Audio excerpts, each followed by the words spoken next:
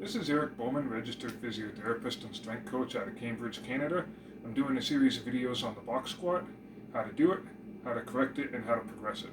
I'm a big fan of box squats as they can work the glutes and hamstrings quite well.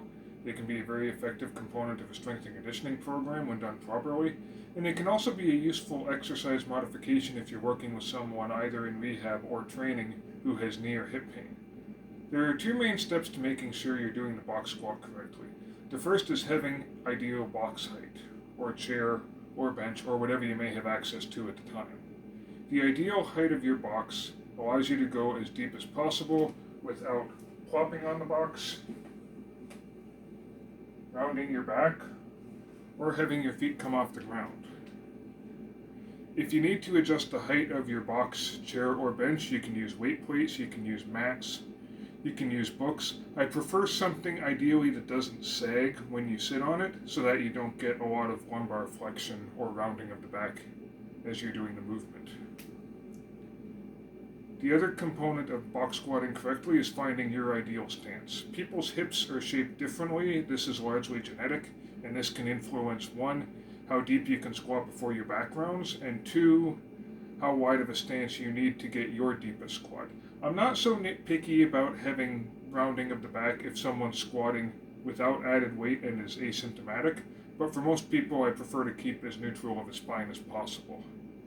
In terms of finding your ideal stance, that you're going to have to try through simple trial and error, starting with experimenting with narrow, medium, and wide stances, and also experimenting with the feet pointing straight ahead or the toes turned outward slightly.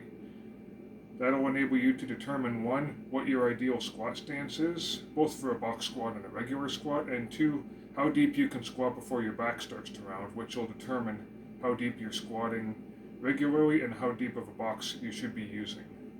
And now when you have that set up, the simple technique cue that I use for everyone is to imagine you're corkscrewing your feet into the ground like so.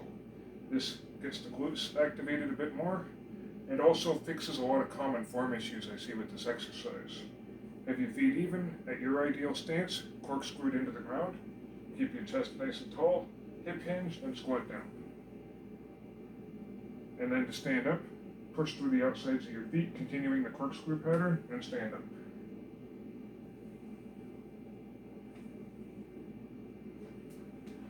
So that's the box squat in its most basic form. To progress it, first, I like to, whenever possible, decrease the depth of the box. This may not always work for people who may be battling injuries or pain, or people who may not be able to squat deeper without getting a lot of lumbar flexion. Other ways you can progress the exercise simply by adding weight or repetitions, or if you're training at home right now and you don't have access to a lot of equipment, you can add pauses, you can increase the length of your pauses, you can use a slow eccentric where you go down at a slower speed, and or you can also add pauses going down or going up in the movement.